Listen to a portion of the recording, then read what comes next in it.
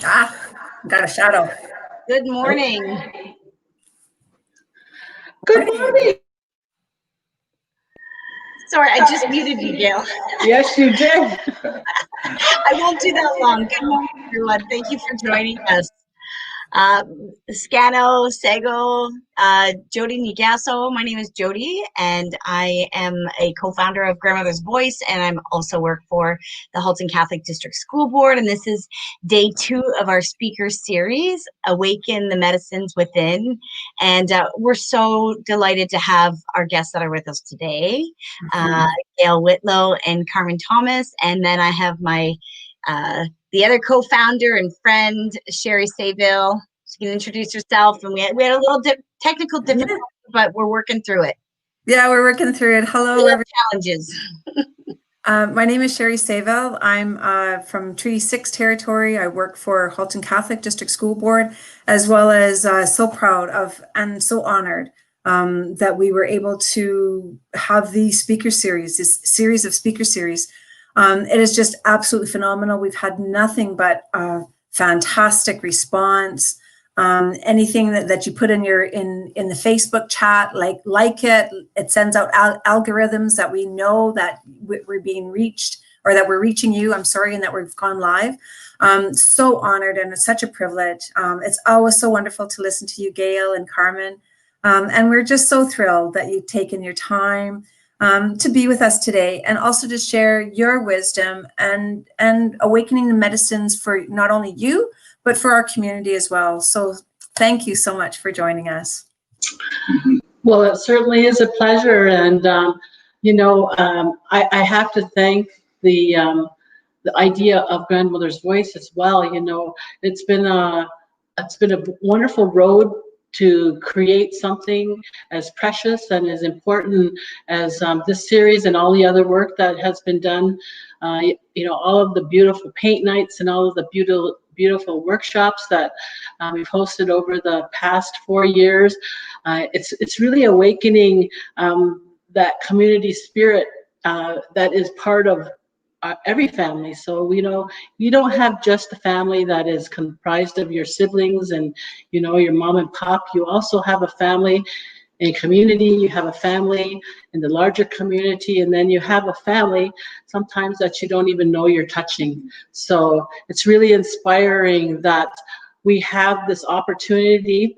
COVID hasn't been that bad, I guess, in the long run, because these opportunities are allowing us to hit a broader audience and to share. And not just teachings from 500 years ago, but also teachings that we've learned as we've journeyed through those years, and we've come into this lifetime now. And so we, as people, have always learned to adapt, and we're adapting to the times right now. So saying all that, my name is Gail Whitlow. I'm from Six Nations. I am Bear Clan, and I also own and operate Ancestral Voices Healing Center here at Six Nations, and as well as many other.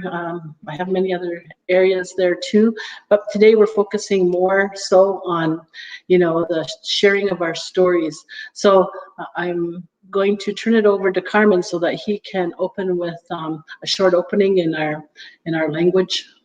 Okay, all right. Scano Seguego. So my English name is Carmen Thomas. And I'm very grateful again, to be joining Grandmother's Voice. And as a grandfather my own self, it truly is a pleasure, to wake up every day, and to know, that we never had any bad news, over the evening, and so I'm so grateful, that my kids are healthy and well and so forth, So Gail has asked me to do a short opening, so I'll do the best I can in my language, Gayokuno. So what I'm going to do is I'm going to be doing what we call Ganohino, and It's something that we do to honor and to give thanks. We as humankind, we were given instructions, and part of those instructions were to give thanks. And this is one of our ways, and we do that. Okay, so I'll do the best that I can. Okay, so. Nanda niga go dan aswatao si o sky white go award. Ne Hawaii can no sangwai dis no sangwa we go no no. Ne e we sa scano do not no. Ne di ne dwe e ia ska and wire. Ska did no no ne toga go go up. Now ne at watro we sa when you get no hard that no qua ne go to say ne ha. Ne di ne dwe e ska did no no ne toga go up. Dale at watro we hodai hodeno touch negus na wendene ni dine dwe scotty at the noheno ne toga to go. Dale at watro we gay yogan doggy hodo yakyon ne do can't do scano do not no ne dine dwe di at the noheno hodo yakyon do can't do ne toga to go. Dale adwa troe how hockey go de hana grace of white diesel ne so to sando ne scano hedenotonio ne dine dwe he desatwa hanyo go de hana grace of white diesel ne toga to about go dale to na got queen ye get a guy get the gnuyo dale to. So the Thanksgiving address gnuyo, as we say, really it's about our relationship to Earth, and it reminds us of who our relations are. You know, first we start off with, you know, greeting each other, each other that we're well, and you know, those that that are not well, you know, that we wish them, you know, good tidings and good prayers. And so when we do that, we wrap that up. And so we send that up, and we extend that out, you know, and we send it up to our Creator. So next we go to the Earth, okay, and we look to the Earth, you know, because if you can imagine, all right, when you wake up, when you get up, okay, and you know, when the first thing that you do, you know, is you get up, you know, and you give thanks, you know, and that's, I've been doing that for years and years, you know, and so, you know, Yawa Sagwai Disto, you know, in my language, that is a very short prayer, but yet it's so powerful. I say it's powerful because, you know, our Creator, he made us, and he gave us everything that we have within us. He has everything within me, okay, that I have, you know, in order to live a good life. And through other people, you know, like friends, like I've known Gail for the last 20 years. And, you know, I'm grateful that the work she does here in our community, you know, and so it's people like her, and, you know, other people that we met, and, you know, we have our immediate family, you know, we also have extended family, you know, and to me, our topic today, you know, is on family and relationships, you know. So our extended family, like I'm Tahione, all right, that's Wolf Clan. I believe you're Bear, yeah.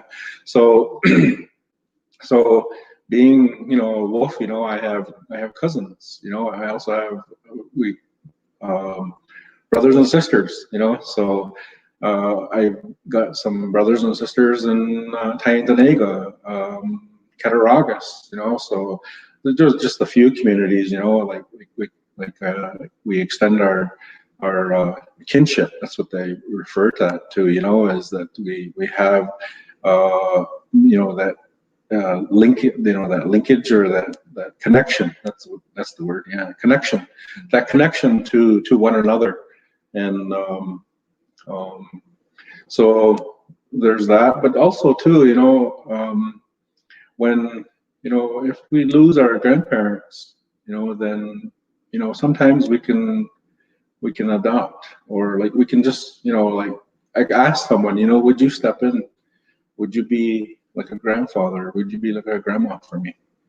And you know, people willingly, you know, can accept that, you know, and that helps with that relationship, you know, because grandmas and grandfathers, they offer so much, you know. So that's one of the things, you know, that when we think about the people, you know, that in Ganoan, you know, like, to me, that's one of the things that people can do for us, you know. So it's the friendships, it's the connections, it's the reconnections, it's the yeah, so there's a lot of things there that happen between people. And you know, I was on the last show, and Renee, she's my medicine friend, so we're like brother and sisters, you know. So the way it was explained to me on that was about the medicine friends is, so sometimes you know, you go through life and you may fall short. I guess it's one way of looking at it. You know, you fall short in some areas in your life, and you know, so with me, it was at that time, you know, in my life, Renee came into my life, you know, and I've never had a sister. You know, my mom and dad, they just had my brother and I, and so I never had a sister. I never really had someone to really console, someone to really sit and talk to, you know. And so I got a reading done, I remember, and then next thing you know, like we were already meeting, and we were, you know, conversing quite a bit, and we were helping put together Roots for Peace Sharing Center. And so that's how that started, you know. And so at that time, you know, I was going through a relationship. I had just broken up on second marriage, I guess you want to, common law marriage, and that things didn't end so well there, and I was having a rough go. And so Gail, not sorry, Renee. I was there. Yeah, yeah, at the moon ceremony, right? Yeah, I remember that. Yeah. So yeah, so Renee really stepped in there, and she really helped fill that void, you know, like, to help fill my heart, you know, back up, you know, with what I truly needed, you know. And so, you know, so that's how some people, you know, like, you know, like, to me, like, when we think of, when I hear Ganoño and they talk about the people, those are some of the things that I think about, you know, while that speaker is, you know, saying a few things, you know, about because each speaker is different, you know, and they'll mention different things, you know. So while they're speaking, you know, like, the listeners, you know, that are in the audience or that are in the group, you know, like, we, in our own way, we think, you know, of those things, you know, and just that thought in itself, you know, that thought in itself is energy. And so when he says, you know, when he gives thanks, you know, like, he's raising that, and he sends it off. So even our thoughts and his words, you know, like, all of that goes up, you know. So those are some things, you know, that reminders, gentle reminders, you know, that you know, that that I live by, and that I utilize, you know, for my purpose, but also to, you know, to extend it out, you know, because it's always about giving, you know, giving of ourselves, you know. So I can talk, you know, more about Ganoan, you know, and because there's so much to it, you know. And I just talked about the people, you know. And if you imagine, like, as I was saying earlier, you get up, you know, and what's the first thing you do? You step on, you know, you step outside the door, you know, on your steps. Could be, you know, right on ground level, and next thing you know, you're on Earth. And so that's, you know, so that's how our, you know, and that could be a really beautiful, what would you call that? Meditation, you know, like, you know, you take somebody on a journey, you know, and I think that would be a wonderful way, you know, to help people to connect, you know, because when we do that, when we do the Ganoño, they're listening, you know, creation is listening. Our relatives are listening. So our relatives in the natural world, you know, so I refer to that as creation. And and I'm a part of that, you know. So yeah, so I just wanted to share a little bit more about that. So I want to thank Gail for giving me the opportunity to do a quick opening. So yeah, I'll pass it back to you. Yeah. Okay. So, so just in the explanation that Carmen is sharing, you can see that, words are really deep. Words go beyond what we realize. So the importance of asking him to share that is that we have to connect our minds at times, so there are times that we are out and we are doing our separate things, but there are times when we really want to feel that we belong. And so those words help us to belong, even if it's to them, to you right now as you're listening to our words, we're creating some type of some type of a connection between us. And so those words help us to open up that connection so that our minds are focused on that connection and we're not worried too much about everything else going on around us, like what time is lunch and, what's going on here and what's going on there. So we have the opportunity then to focus and really listen to the words that are being presented today. So, one of the things that that really enforced the Ongwehonwe in me, or the spirit within, is the fact that we can heal and we can hurt by words. And I'm always aware of, the hurtful, painful things that people think and feel about one another. And so I'm on the other end saying, okay, you got to change that, because when you're sending out that hurt, you're also receiving that hurt and pain yourself. So just try to change, that feeling and change it to something more positive. And so those things didn't come because, they were there. Those things had to be learned. So as an example, we're talking a little bit about the fact that both Carmen and I are both single parents. So I'm the mother of 5 and the grandmother of 14 and a half. And, it's exciting that I'm having a new grandchild, a granddaughter, grandson come into, our family way back, looking forward to May. And with that comes a whole new spirit, and it comes a whole new energy that will be infused into the spirit. And so, I kind of started my family a little bit late. I was actually 25 when I had my first child, or 26, and most people already had 5 kids by then. Some of them, my daughter has 5 and she's only my age now. And so, I look at, all of that, all of that interesting change of values and attitude that come when you start to age with your children. So my first child was a beautiful little daughter. And I just remember when she was born, I looked into her eyes, or she looked into my eyes, and it looked like she had, I guess you could call it a spark. It's like she wasn't even a baby. She was one of our ancestors. And she was looking me straight in the eye, and I could do nothing but feel this really deep love. And because of that love, I knew that I had to do the best that I could do. Because I had to now become responsible for this beautiful little spirit. So, that helped me to change. It forced me to change. Actually, I had to make sure she had a roof over her head. I had to make sure she had food to eat. And it was actually a beautiful experience, although I have to admit, there also is the pain, of doing that on my own.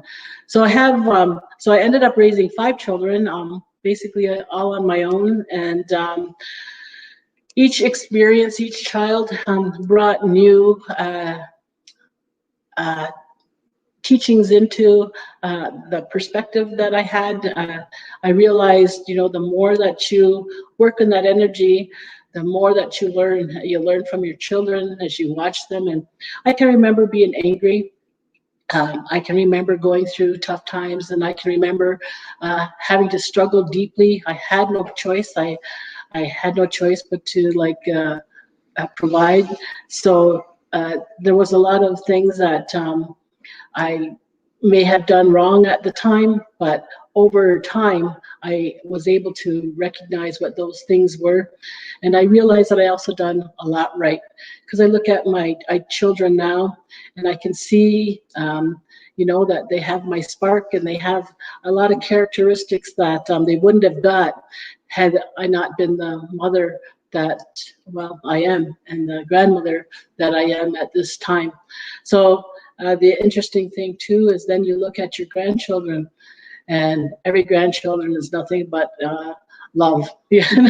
Every single one of them, they're all so different, they're all so special, and you have a different relationship, with all of them. Some of them, they're like really close to you, and some of them they're close, but they're not as close as some of the others.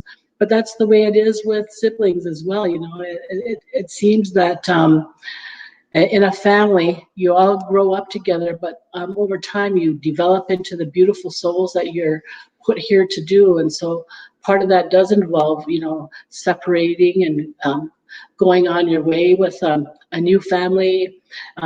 It also involves a lot of hit and miss. So I guess being a parent is a lot like a hit and miss.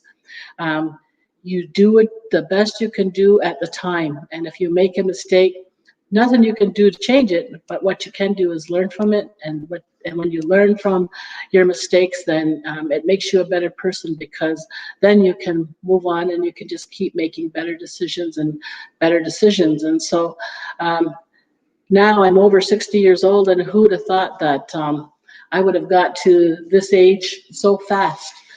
I remember being a child and being young and seeing my grandma, like my grandmother was 60 years old when she passed away.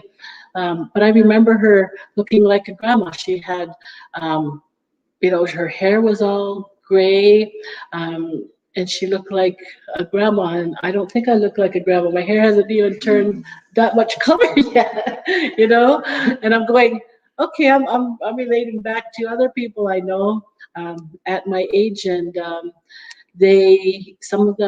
some people look like they've lived a really difficult life, and some of them, and I've lived a difficult life too. But sometimes I guess there's some kind of spark that some kind of change, some kind of spark that helps to motivate and make us, who we are today. So I can't say don't always, I feel 60 sometimes, over 60, but, I guess I really value growing older. Growing older to me is like the beautiful part of life. You've learned so much, you've shared so much, you've given so much, you've received so much, and now it's time to enjoy it.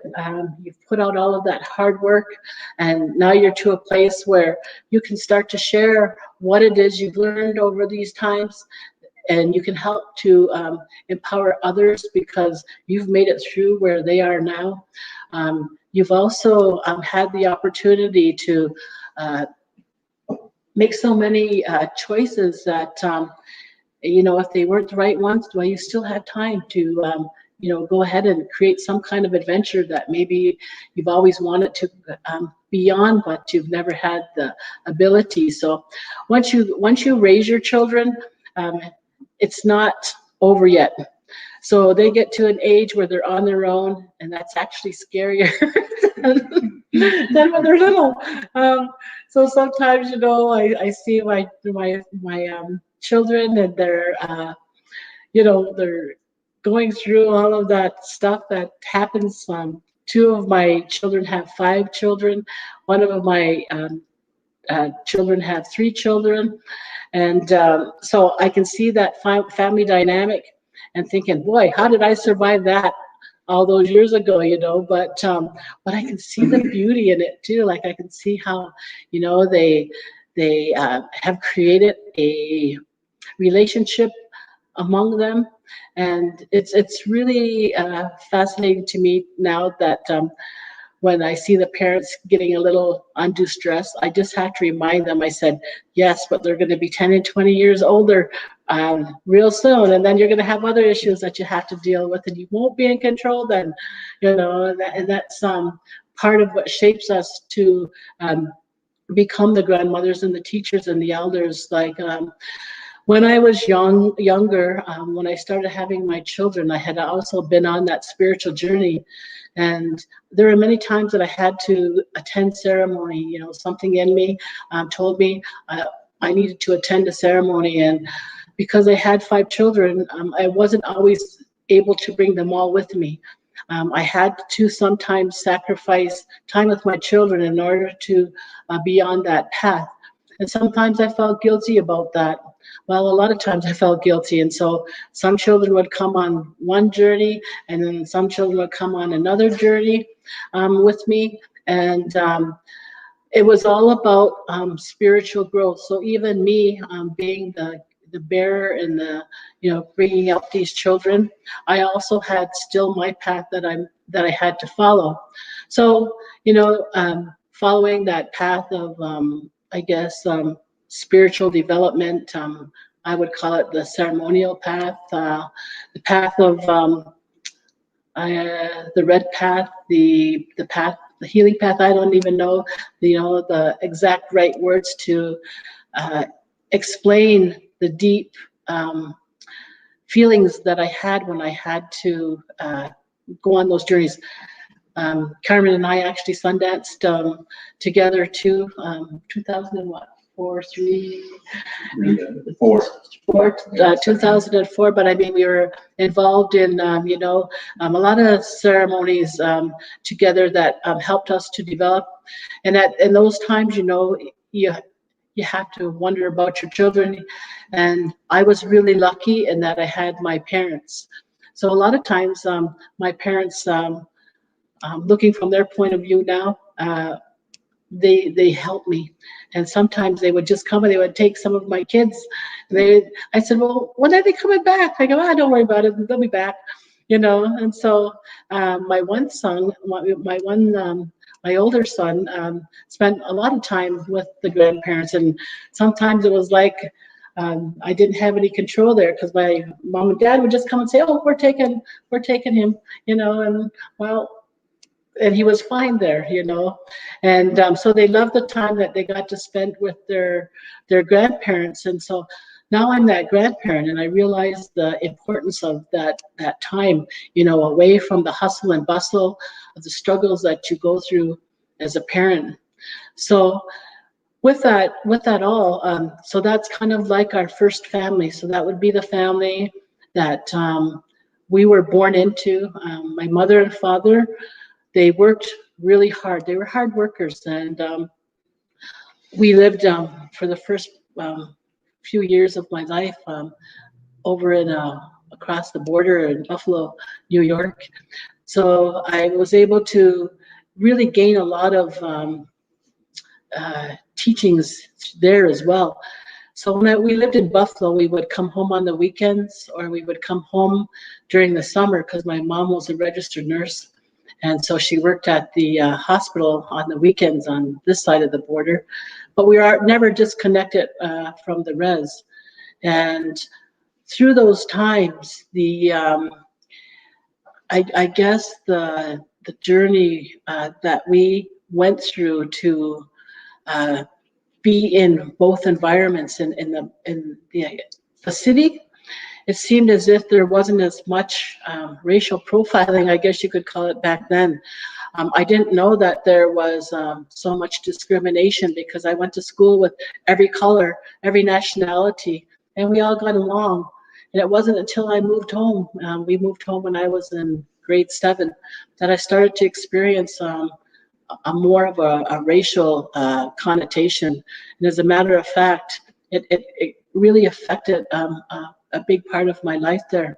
So the struggles that I have, and the struggle that my family had, are totally different, you know.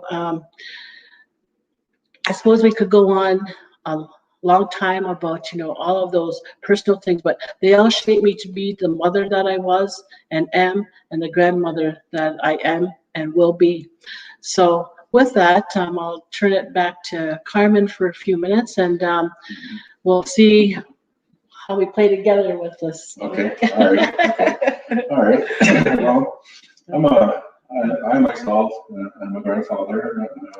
I'm a father of 5. Okay, I had three children in one relationship, and then 2 in a second relationship. And so my older ones, my older ones, they're pretty well, they're reached their 30s now, so I always say they're catching up to me, so, but, one of the things that I can always remember, in my growing years, and starting the family, is that I really cherished the time that we spent with their grandparents, so we spent a lot of time, with my parents, but also with their mom's parents, and so they were close knit. Their cousins were really tight. And even to this day, they're still close. So being with family, I can go back to when I was younger. How my mom and my dad, we would go to my grandpa's, my mom's dad, and we'd go there every summer or spring, I should say, be for his birthday in May, and then Father's Day in June. The whole family would gather, and it was those times like that, that I've always remembered I can still cherish that, So my second oldest, he has taken that, and he asked me, even in this time that we're in, he says, "Hey, Dad, you think we can have a family together?" And I kind of looked at him, and like, and I didn't really think, that was a bad thought, or I thought that was really, really good. And I told my mom that too. I told her right away, that Brian wants to have a get together, and I says, that's really good, Brian, to feel and think that way, and he's the one that has 4 children. He has a boy. He's my only grandson, and I'll say a little bit about him. Like both him and his mom, they were in a rough way in their life at that time. Excuse me. And I guess they had kind of fallen, like they both were using these drugs that I have never ever experienced my own self, but these opiates or whatever they call them, oxys or whatever. Yeah, but they were both hooked on those, and when I guess when they both found out that she was pregnant, like she had quit, and so did my son, So when he came, I always say my grandson is a child of love, because what he did is he helped bring his parents back onto their path, as a mom and as a dad, So I'm really grateful, for him, because my son at that time, he's in his 20s, and like I don't really have much say in his life anymore, So, but when he was younger, I did, and I know my grandparents, their grandparents, my mom and dad, they had a lot to say in that too, So I'm very grateful, for grandparents, and stepping in, because when their mother and I, we couldn't make it a go anymore, One of the things I always remember when I decided, I just couldn't live that life anymore. I was very abusive, and I was very controlling, at that time in my life, and I didn't want to be like that anymore, And so when I left, one of the things my mom I always remember what my mom told me. She says, whatever you do, she says, do not speak negatively about the kid's mother, you know, in front of them. And actually just don't speak about her negatively at all, you know. So because I remember, and again, I'll go back to something, you know, that I remember in my growing years. Is one of the things I always remember my mom and my grandpa always saying, if there's nothing, you know, nice that you don't have to say, then don't say anything at all, you know. So I would say, you know, I held on to that, you know, and I try my best, you know, and you know, like we're human, I'm human, and so I did that, you know, and I still practice that to this day, you know, like, and so the kids, you know, when they were with their mom, you know, like I was on my own, and it was difficult, you know, like knowing that, you know, I couldn't make it a go, you know, with my first family, and but my parents were there, you know, and my dad especially, because he was really he really loved his grandkids, you know, and you could see it, you know, like I know my dad's gone now, you know, but when I see the pictures and I see the how the kids talk about how they talk about him, you know, like to me it's great, you know. So I think one of the things, you know, I remember my son, he was sharing something, a story with me, you know, about something that they had done, and apparently I was there, but I don't remember it. And I remember he was just all smiles. He had a big smile, you know, and he was just telling me, and I, for the life of me, I could not remember what he was talking about. And you know, and he just stopped, and he looked at me, and his mouth kind of dropped. You don't remember? You know, like, I mean, I just felt bad, you know, but you know what? His grandma was right there, and she says, "Well, the main thing is you remember that, and you remembered well, you know, and that it helped you, you know." So you know, so those are some moments, you know, I can remember, you know, with my children, you know, being separated, and you know, being on my own. But you know what? They were always with me on the weekends, you know, and as a father, you know, like I would hold that up, you know, and you know, do what I can, you know, to you know, to be in their lives. So that I knew well enough, you know, and I would never neglect them that way, you know. So I guess one of the things that I really admire is how strong of a connection the kids have with their grandparents, you know, and like even today, like they both, all three of them actually, the older ones anyway, the older ones, they really talk, they console with their grandma quite a bit, you know. So and just recently, my daughter, you know, she needed. She's on her own now, and she's single now, and she had a rough go on a couple of her relationships. And I remember, and she was trying to move herself away from that. And the young man that she was with, she needed help, you know. So I just told her, you know, I says, if you ever need any help, you know, let me know.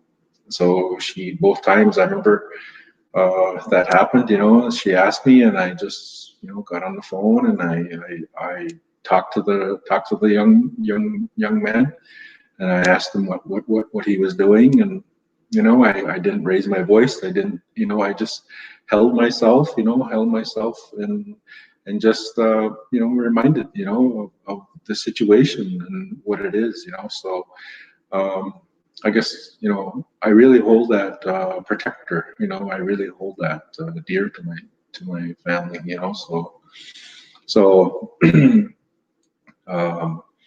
so those are some of the things, you know, that I remember, you know, like being you know, a single parent, you know, and raising my children, you know, and you know, being in their lives, you know, because that's really important, you know, that us father figures, you know, we really play a big role in our kids' lives. And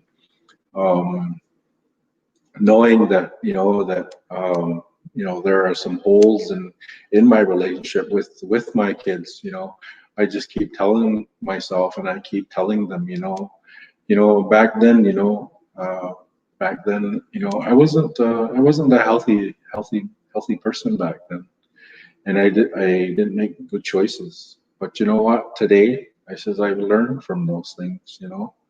I've learned from them, and I'm here now. I'm here for you now.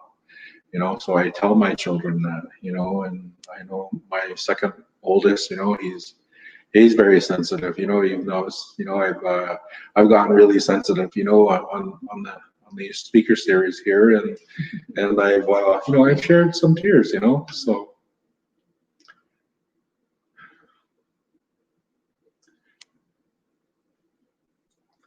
When my son comes to me,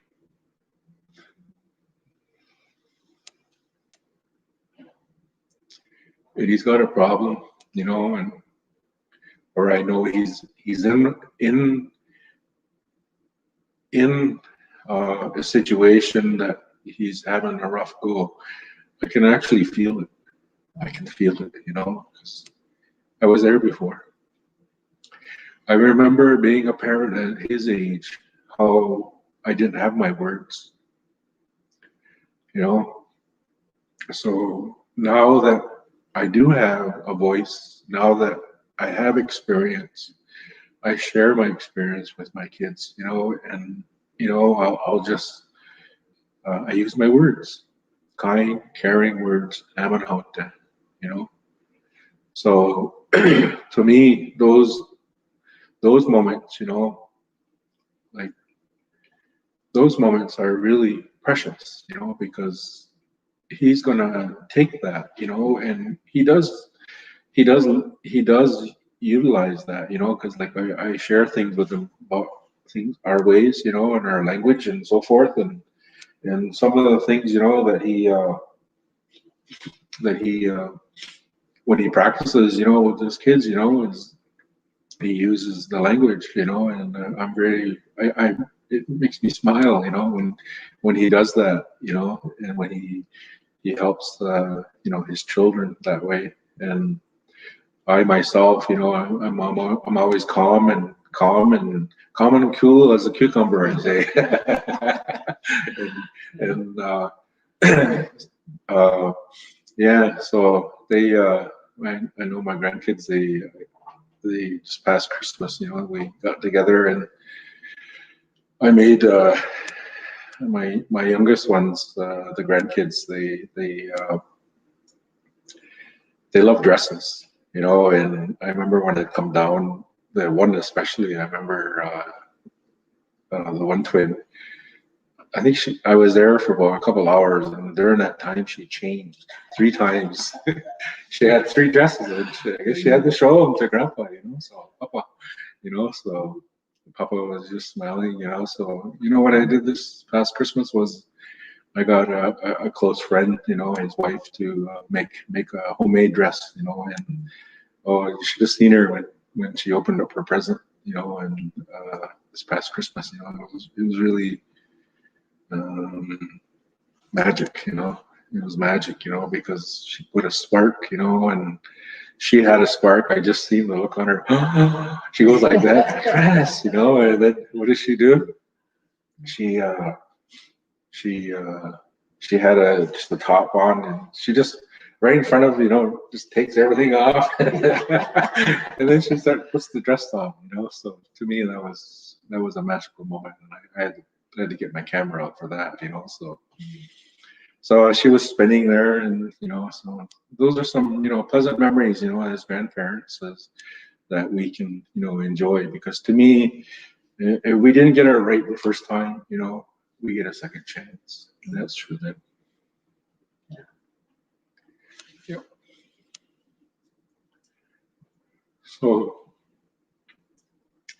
that really warms my heart, it really warms my heart, and the kids see it, the kids feel it, so yeah, if you didn't have that, all that great of a relationship, at the first go around, the second time, when you can be there, when you are there, when you know you belong there, you know your place. When my dad died, I became the oldest male in the family. And my boys, I saw the change, in them. They looked up to me, differently. And so I had to, hold myself differently now.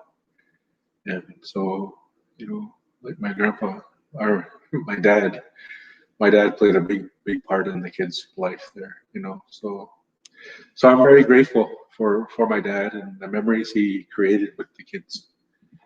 And I always say, I remember hearing one of my close friends and clan sister, she says that with our kids, she says, when we have them when we're young, she says, they're young saplings, she says, and she says, then we can shape them the way we want, not the way we want, I guess, maybe the way, like when we follow our ways and we follow our traditions, I think we can shape them, into, leading a good life, So I found, because she came back with this statement after, she said, as we get older, we're kind of crooked and bent, and and we're kind of hard, and so, some have a rough go, and listening, and I've always, I hear stories, when I was young, how I listened, how I used to me, listening is a gift. It's a skill, but it's also a gift. Because today, when I listen, I hear, but I also see. I also see what that person's not telling me, and I see it through their body language, and I also see it, again through some of the gifts that I've been given, So I'm very fortunate, that that I utilize that gift, to help, to be of help. And like I mentioned earlier, like when my son comes to me, and he's having a rough go, actually I said I can feel, I can feel his pain, and so I just ask him what's going on, and then things show me, like, to me, when I do good on I always think of my relatives, while I'm doing that. And so to me, that's a very sacred time. And you know what? When I listen, sometimes the animals, they come and they'll show me things, or parts of creation will show, I can see it. I just, it's just like a TV tube that comes on. And so I'm very grateful for that, and so, and I just utilize that, to help them wherever I can, and utilizing it in parenting, utilizing it, in my friendships, my close relatives. And right now our circles are small right now, so we really can't get out, but I do cherish, what I hear, and what I don't hear, so to me, having a gift like that, is really, I guess I'm blessed, and I look forward to in ways, and how that can be of help, because I look to my creator and my helpers, to help guide me along on this journey. And it's strange, like sometimes you're going along, you're not really doing anything, because this past summer, like really wasn't much to do, like there really is no work. My work depended on face-to-face and group work, and that kind of come to a halt, so it was spending time a lot, with my one son, and then spending a lot of time with myself, and again just connecting with close friends and family, with love golf, so we go golfing and do different things like that. So yeah, I think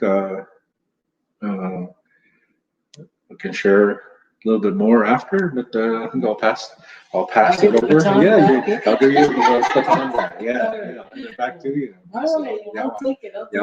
Okay.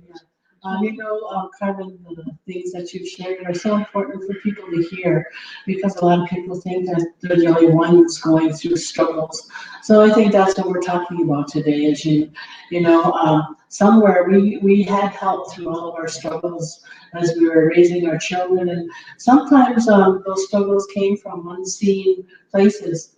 So I guess. I want to kind of talk a little bit more about a different type of family.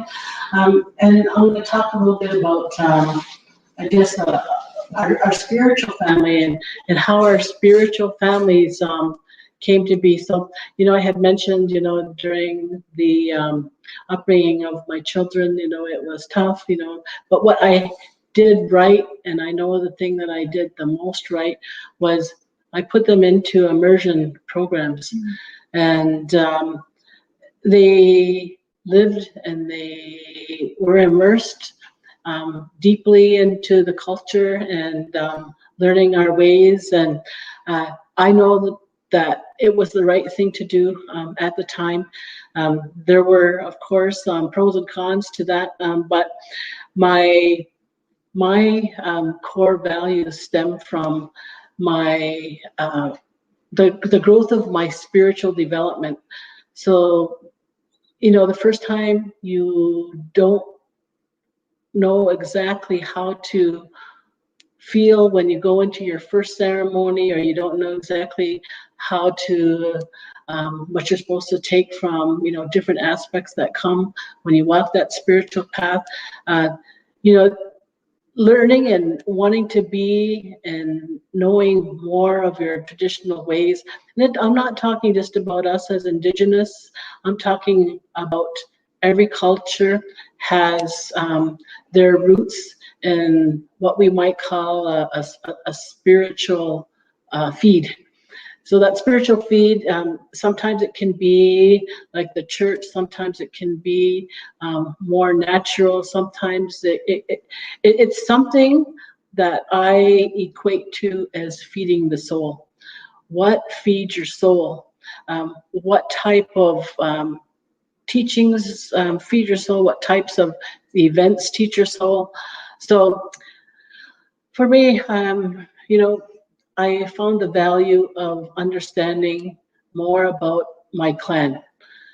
So as a Bear Clan person, part of my problems in later life were already solved, because being born into that clan meant that I already had certain things that would help me to bring out the best in me as I went through some of my trials and tribulations and in life. So that being said, as a Bear Clan, it always seemed as nature is kind of like very inspiring to you. It's like, I remember we would spend a lot of time out making little things. We'd gather certain things and make certain concoctions, and we'd take mud and grass and plants and all kinds of things, and we'd make certain things. But I always remember being a part of climbing trees. But what I didn't what I come to know is part of that was being fed by, those nature beings. Those nature beings help to take us to different places. Sometimes it was like they let us down a certain path. Like some days we're going back through the bush and we're picking berries.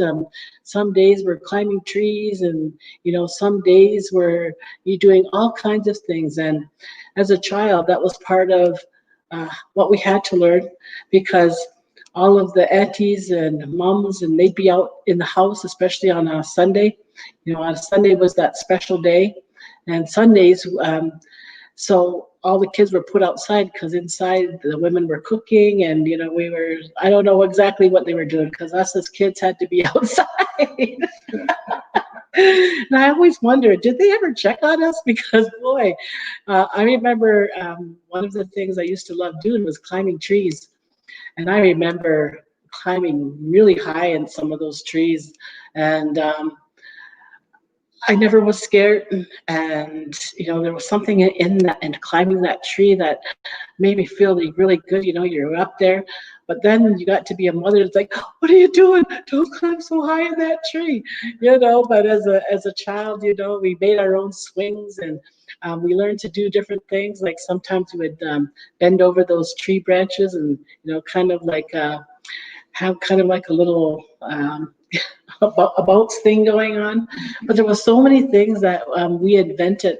So I think also there was that connection to the frogs, and all of the different things that we came across during that time, because there was sounds, there was feelings, there was something in the air, there was the times that we had to adapt to, of course, the weather. So there was summer things and there was winter things. And so being closer, or being out in that outdoors inspired, I guess, the path that I ended up taking. And that was like learning about our natural ways, our natural medicines, our natural our natural understandings of what it's like to be part of the culture that I'm grown in. And all of those years, I never really thought much about one part of my culture that I never acknowledged, and that was my grandfather, or my grandfather. His father was from England or Ireland. And he came across the boat, and he met my grandmother in Toronto, and they had some children together, my grandfather being one of them. And whatever happened throughout their life, there was a time when they separated, but there was a time when my grandfather became sick, and my grandmother nursed him until he passed. And of course, this all happened before I was even born. And but the history of having those, I guess, Celtic roots was not something that I even thought of for a lot of years. But I come to know that there's something about those roots too that helped me to get that connection back to that natural world. The part about the natural world that inspired me was like looking at all the different plants and looking at all the medicines. And so it wasn't that all of a sudden I'm a child and I'm turning into this medicine woman, or or whatever that is. It was more that I was just more tuned in to learning about those things. So different clans have different I guess ways that they look upon different things. So Carmen's a wolf, and wolf clans have a very strong connection family-wise. They like to live in a pack. Like there's a strength in the hunt. You need a pack to bring down a deer. As a single wolf, you're not going to have as much luck as if you have that pack of wolves. Plus the pack of wolves, they also help you with security. They're like a security club. So in our way, our wolves would have been our security, our protectors, because they would be able to circle the camps, and they would be able to make sure that our peoples were strong. Bear, if you were like brought up in the way of your clan, then the attributes of the bear clan then would be healing. So it'd be learning how to use the medicines. It would be working with, the healing comes in many forms. So everyone has something that they connect to more. Some people, my mom was a nurse, and she loved her field. There was nothing that she would rather be, and she had the most giving and caring nature as she worked with her clients, and I think she set really strong values in me with her work ethics. She was never late. She was always give her 100% when she was in her field. She learned a lot of things. She passed some of that down. The hard part about having a nurse as a mother, though, is that if you get hurt, if it's a cut, if it's something not serious, well, then it's not taken serious. It's like, you'll be all right. You'll be fine. You know, that gas, let's just fix that up. You'll be fine, you know. So there's something that comes about in your genes, I guess, that helps you to pursue the area that you have your strengths. So I watched, you know, Mom, and I heard about Mom, how she had such a good reputation. You know, she had such a good reputation for, you know, how she was, and her children are always first. So us as her children were always put first. She sometimes was known as a sergeant because she had a routine. She had 7 children, so she had to have things done in a certain way at a certain time. She had schedules made. My mom was able to be a baseball coach, a bowling coach, take 5. She had 5 boys and 2 daughters. She took us to our sports. You know, I was into like skating and dancing, and the boys were into lacrosse and baseball. And I look back and I go, boy, you know, how did my mom ever manage all of those things? How did my mom and dad do it, you know? And so I look at, you know, all of those values that she put into us, into our family, making us, you know, have something that we could bring forward into the lives of our children. So those spiritual values, hers were different than mine, but I still learned a lot from, you know, the path she chose. But my path was different, and sometimes we knocked heads over our paths. And I remember once I was getting ready to go fasting. So where I was going to go fasting, it was 7 hours away, and I couldn't take all my kids. I could only take 2 of them. So I took my my 2 children with me because I was the one going to be out fasting. So I couldn't take all my children because I didn't want to put that, you know, other people having to look after my children while I was doing that. I needed time to concentrate on what it was I had to go fasting for. And so the older 2 came, and we went up on that hill, or I went up on that hill, and it was amazing, an experience, because those children of mine, they ended up taking people up and down the mountain. They literally became tour guides, and they could go up and down that mountain. And I was just going, wow.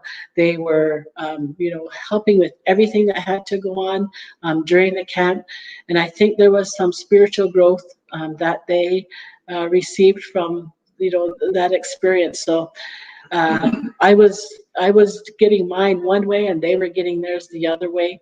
And again, why did I have to go fast? Well, it was a calling. It was something, a need that I had to fill. It was something that helped me to be on the path that I am now. It helped me to find my strength. It helped me to find my guidance. And even though sometimes it's not black and white, it's not like, this is the message, this is why you're here. Sometimes it's like, now, why did I do that? And so the messages from those experiences, you know, come at a later time. But the reason why I'm talking about this is because what it did was it built, again, another type of family, and that would have been a spiritual family. So while we're there in camp, and while we're laying on that frozen hard ground, freezing. They were fine. I was freezing, you know. While doing that, they were well taken care of. All of the tobacco had been offered. The children were safe. The children were being taught. They were being mentored by everyone in the camp. They were being taken care of by everyone in the camp. They were, you know, part of that family. And to this day, you know, if you see somebody that you've done ceremony with years ago, they'll say, "Oh, I remember you know, you were just such a little child at that time. Now look at you. You have children of your own," you know. But you always gain some type of connection with those that you know, you travel that route with. And even though it's not always the same family, that's how your network grows, because, you know, you do this type of ceremony or you do that type of ceremony. Either way, you find out what it's like to have that connection of the family. So in that type of a family, you're also getting really strong ancestral values, because your ancestors are the ones that are directing you to be there, but they're also the ones that are creating what it is that you need to create. So our longhouse families are exactly that too. You know, I can't tell you what it does to me to walk into longhouse. I remember the first time, you know, I was kind of nervous and I was kind of scared way back then. I just didn't know what to expect. And, you know, so I went a couple times and then did go for a long time. Then when I started to have my children, I started to go more regularly. And here I am with children now, going regularly, trying to discipline my 5 children. In a longhouse sitting where they had to sit and they had to listen. It was interesting. You know, it was interesting. But again, you have the family there. So you have the faith keepers and the grandmothers helping you. Hey, you listen to your mother, you know. And so, you know, they kind of get scared and they'll kind of run back to their mom or whatever. But it was more what was happening ceremonies. So inside the ceremony, you know, you understand that you are there for a highly spiritual purpose. You're there because you're following the Creator's guidance by partaking in the listening and you know, as people, as Holy people, we were oral learners, meaning everything wasn't written down. We had to keep experiencing and experiencing and experiencing in order to understand. So if I have to look at, you know, my initial time way back all those years to what I get now, there's a big difference. Now I can feel when you're dancing for Creator. Now I can see and I can feel so good to see those young people dancing for Creator, because they know they're dancing for Creator. So they have their regalia on, they have their biggest hoops and hollers, their dance steps. You know, they're always trying to outdo one another. It's kind of like a powwow competition, because everybody's trying to, you know, show off their moves. And but more importantly, it's keeping those traditions alive that are influencing not just our people, but the people from all 4 directions. If we were to give up our ceremonies were taken from us. Our ceremonies did have to go underground. Our ceremonies have changed according to how they used to be probably 500 years ago or pre-contact. They have changed, but what hasn't changed is that ancestors work through us while we're given things. So our ceremonies are all about giving thanks. So each time that we have a ceremony, it's giving thanks for the berries, giving thanks for the trees, giving thanks for the sustenance. Our ceremonies are all about giving thanks. And so we give our thanks by dancing and by listening and by praying as we're attending our ceremonies. We are really lucky too that we have what we might call a ceremonial cycle. So we're not diswelcomed, or we're not unwelcome at other longhouses. If we go to another community and there's a ceremony going on, we're invited, like we're welcome to go, and we're brought in, and you know, it's part of their extended family too. So we're always meant to feel really special. We're taken care of, you know, we're fed, we're taken care of. And so us as people, we have a huge ceremonial family that keeps growing. And there was a time when this family was starting to dwindle, time when the longhouses were like kind of, you know, there wasn't very many people going. But through the, you know, language and culture revitalization, everything and all the effort that many people and many organizations have been putting through, our culture is getting strong again. And so that's giving us our strength that we need to be better people as well. Part of our struggles, you know, was that colonization process. And I know a lot of people don't understand exactly everything that happened during those times, but we've gone through it recently. Cultures in Europe, cultures around the world went through it 2,000 years before we did. And so we don't see ourselves as anything better or different. It's just that we simply have still have that bit of connection that wasn't taken. And so others can get their culture back simply by sharing and by learning, you know, from each other. So that brings us to the point of we are one.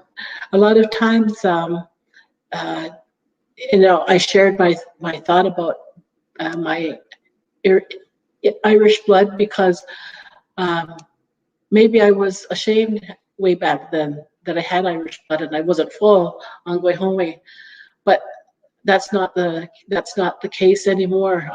I cherish that blood now because it helps me to understand things differently. And so the way that I understand things now, it's best to teach. So if you have something beautiful to teach, then it's best to teach that beauty, because it doesn't matter who's hearing that, they will understand that beauty, and maybe they'll put some of that beauty back into their life as well. So I give thanks that right now we're in that ceremonial process. Some longhouses are actively doing our midwinter ceremonies, and it's a time when everybody, you know, makes sure that they have new regalia, and they're really excited about going. And you know, my grandchildren, they don't want to miss a thing. You know, they've been brought up in that way, and they're very proud to be in that way. And sometimes my kids have fallen, but it's that way that has helped to bring them back to where they are today. And they're going to fall again, possibly, because I fell all the time, and maybe I'm going to fall again. Who knows? I can't see it happening though. But I mean, though, there are things that can try to break your spirit, and your life is all about learning how to find those tools to bring you back. And so that's what Longhouse does. So for grief and for depression, for all of those you know, mental problems, that mental emotional problems, there are ways through our ceremonies, through our teachings, to revive us again. And so I'm really glad to see that our ceremonies are becoming you know, stronger and stronger. Now our longhouses are you can kind of feel it in the air. You know, you can feel it. We know it's time.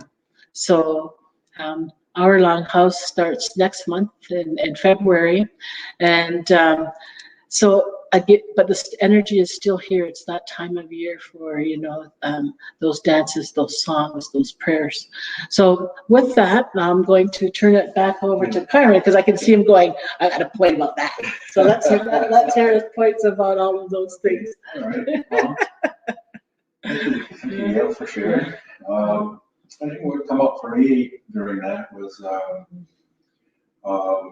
you know, we have different families, you know, and there's another family that we have too, and it's within our creation story. So when she came, when Mature Flower, when she fell, you know, when she, I guess her name changed, I guess that's the way I understand it. Her name was Mature Flower up in the Sky World, and when she come down here, she was known as Sky Woman. But I think her name was always Mature Flower. And so while she was up there, she had an uncle. And her uncle passed. And that was the first time they ever had something like that happen in the Sky World. And she was close to her uncle. And she was really saddened by that.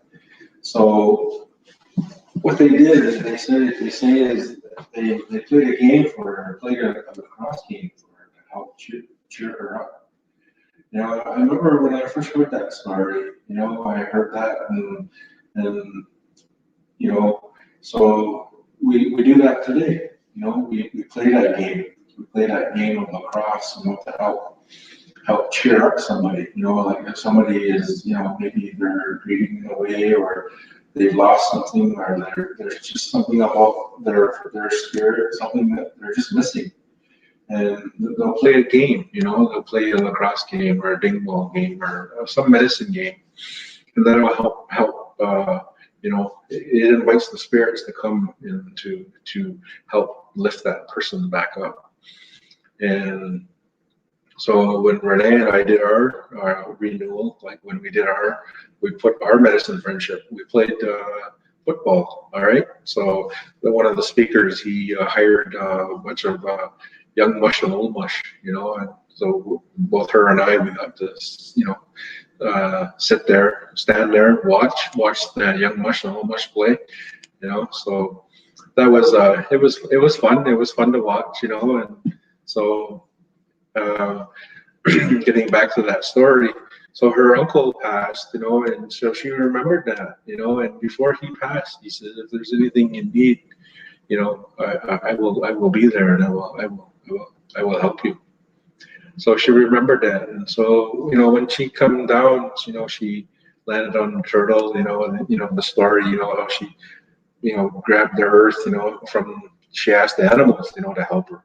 Again, she needed help, you know, so the animals, they counseled, you know, they counseled. They met, you know, the water animals, even the winged animals, they counseled too, because they saw this person, this being here struggling, you know, falling. And so they counseled, and they came up with the idea that they'll put her on the back. Well, when they counseled down here in the water, you know,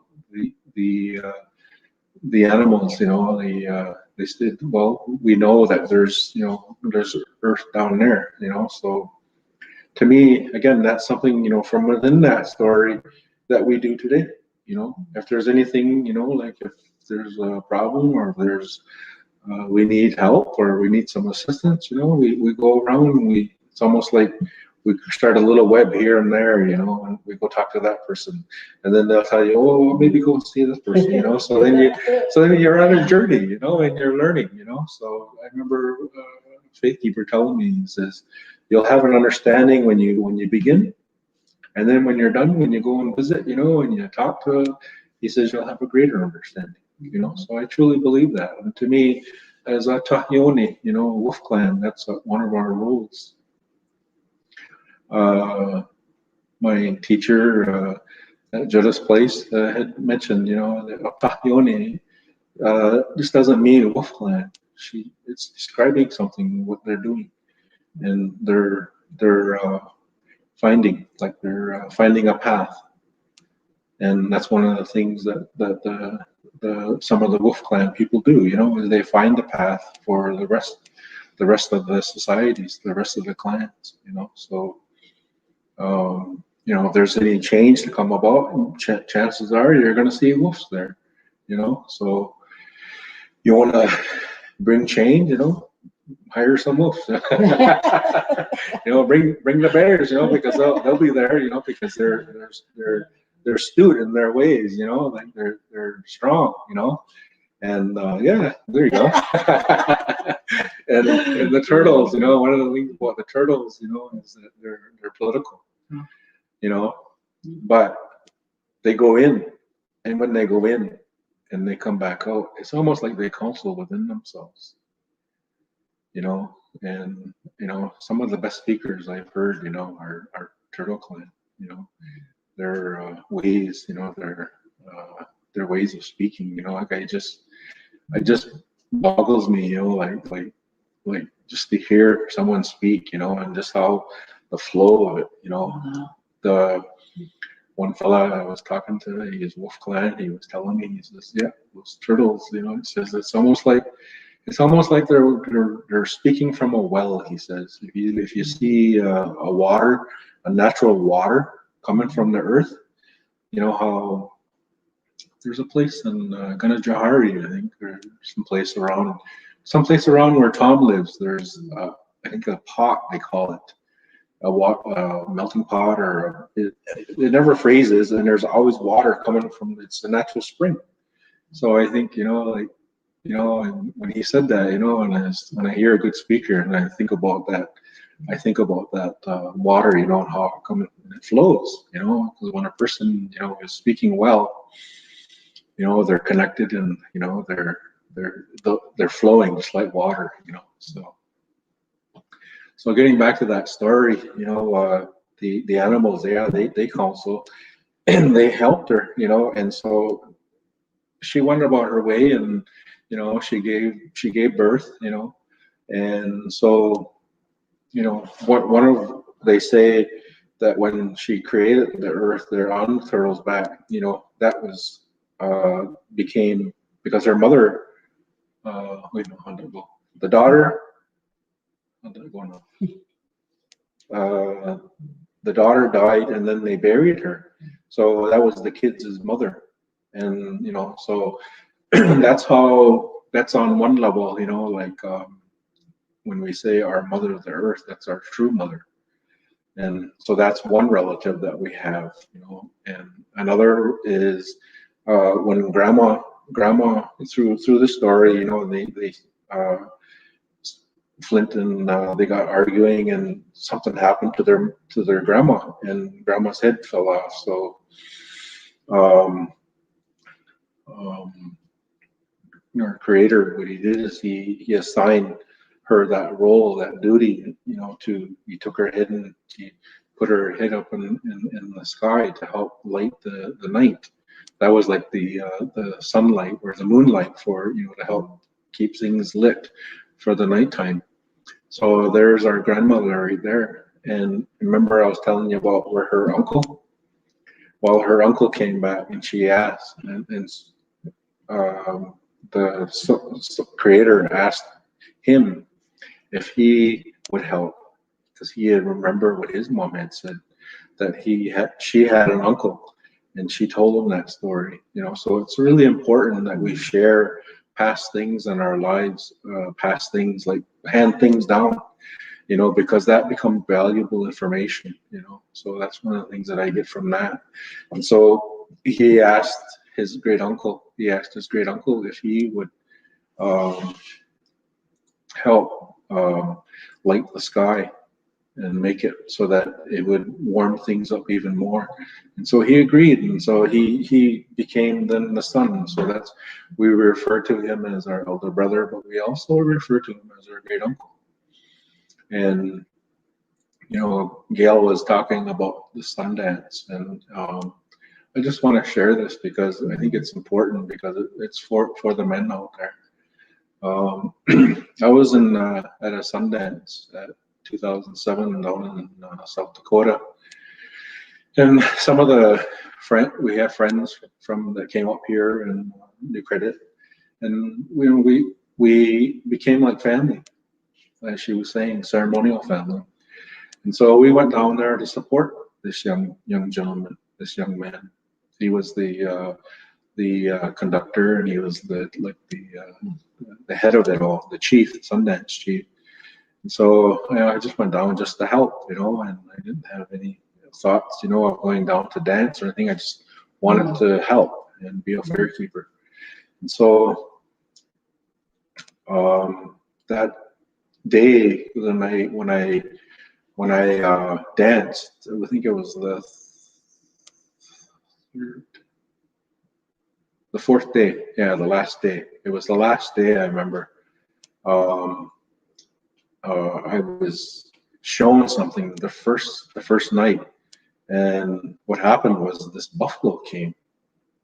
I seen this big buffalo. I was like just tired, from the hard day, standing in that tree up, and that buffalo came and it blew a mist on me, and then I went right to sleep.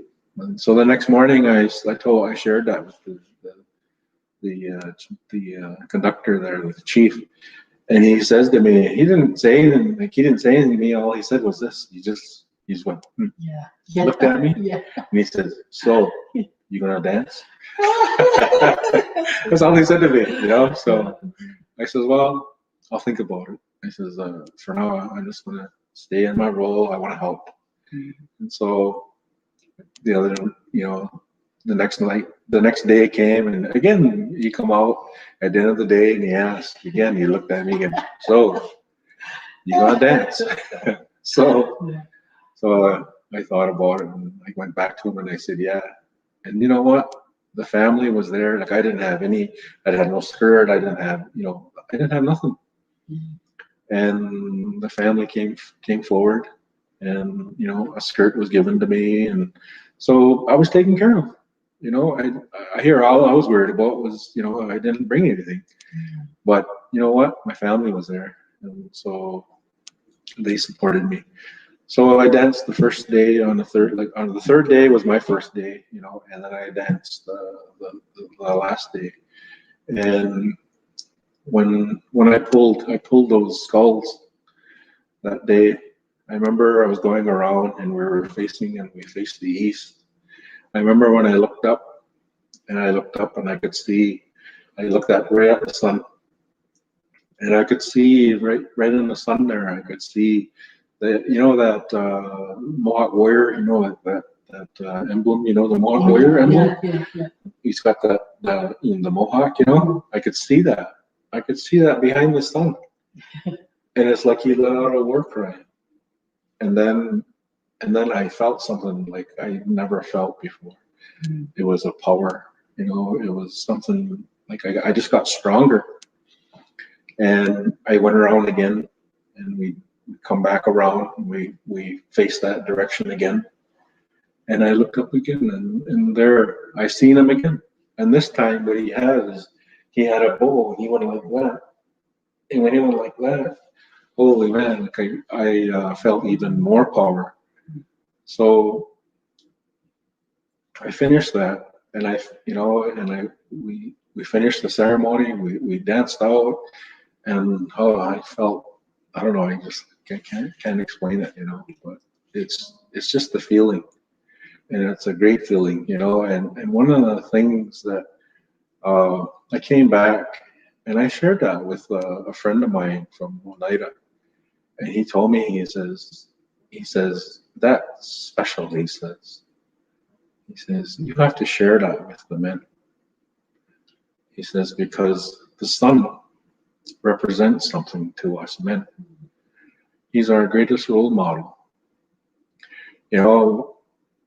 A couple days ago, Grandmother Renee was talking about fire and how it can heal you, and it can also burn you.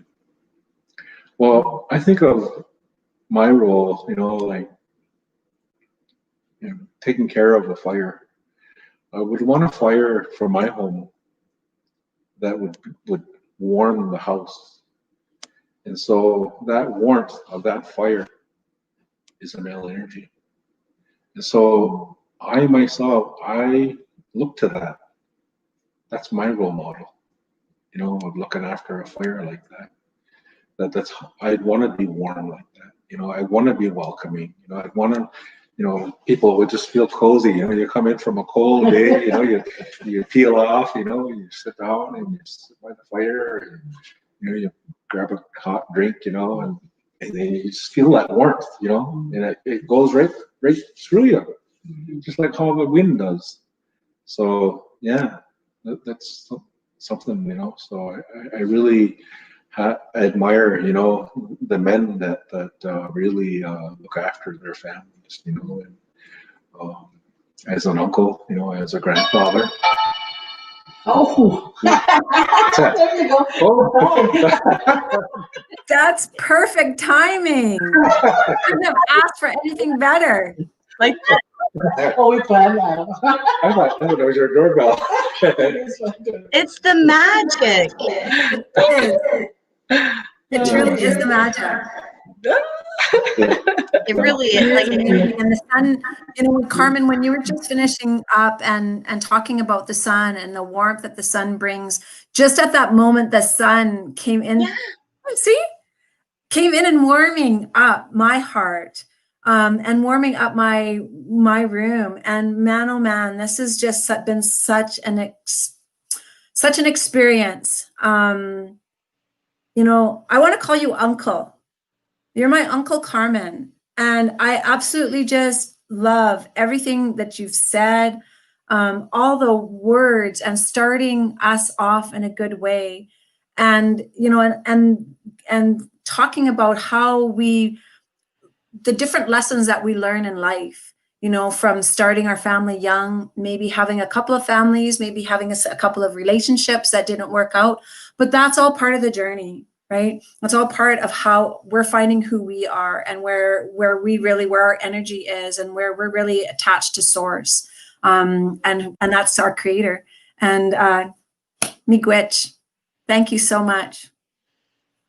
Yeah, this is I'm overwhelmed. You know, as you guys know me, I'm usually busy, right? I had like a big long list of things that I was doing when I was gonna have you guys playing, and I did none of it. I sat here captivated right here listening to you both, and I love you both so much. Gail, anyway, there's been some amazing comments here, and you know, Carmen, you are just so beautiful, and I'm so grateful that I know you and that you're in our family. You just move me in so many ways to just feel this love all the time. And there's some messages here that, you know, wow, very interesting, Carmen, our men need this. And you know what you shared today is so heartfelt, both of you. And this is why this was created. This is why we gave this space and time to hear from people that are really making a difference for themselves, but more so for other people in their community and abroad. And just so grateful to have you guys in this space. And everyone that watched, we had several schools, some classrooms that have been totally engaged in watching this. And these messages and teachings are so important for our youth today. And so, Nyawangoa, from my heart, I'm going to unmute you guys so that you can, if you want to say farewells. There was just a lot of feedback. Nyawa everyone, and Nyawa for today, and Nyawa for the times that are coming. So. Yeah. And I just want to say, boy, where'd the time go? We still are just getting started right about now. The ding dong It kind of happens. warms you up, you know, warms up the energy so that more can flow, and we're done. I But just yeah, love again, that. thanks to, from, you know, the bottom of our hearts, to everyone who has tuned in and who are listening, because, you know, we're all about sharing, and the more we share, the stronger we become, and the more our heart starts to warm up and to be that fire. So the women are the water, the men are the fire, both coexist, both have their own roles and responsibilities, and both need each other. So we can't exist without the sun, and the sun can't exist without the water. So so we're all in this together, people, and let's just keep learning together as well. So now I'll go. And we're still with it. You're on mute, Jody. Oh, we're okay. Of course I am. Are we done? Are we done? I'm- I gotta go to the bathroom. Working on my my listening skills. Anyway, next week, Tuesday, we have our friends that are joining us from We Matter, Gabby and Marshall, and they'll be sharing some messages from the youth, from a youth perspective, about awakening the medicines. And then we have Kevin Sandy next Thursday, and we may have, and he'll be speaking to the medicines of movement and the creator's game, and just a lot of his knowledge that he has. And then we possibly will have a special appearance in the middle of those two. So we'll keep you posted on everything that's happening. And thank you all for watching. And please reach out if there's any questions that you have. Yes. Thank you so much. Have a Thank great you. afternoon. Bye. Love you, Gail.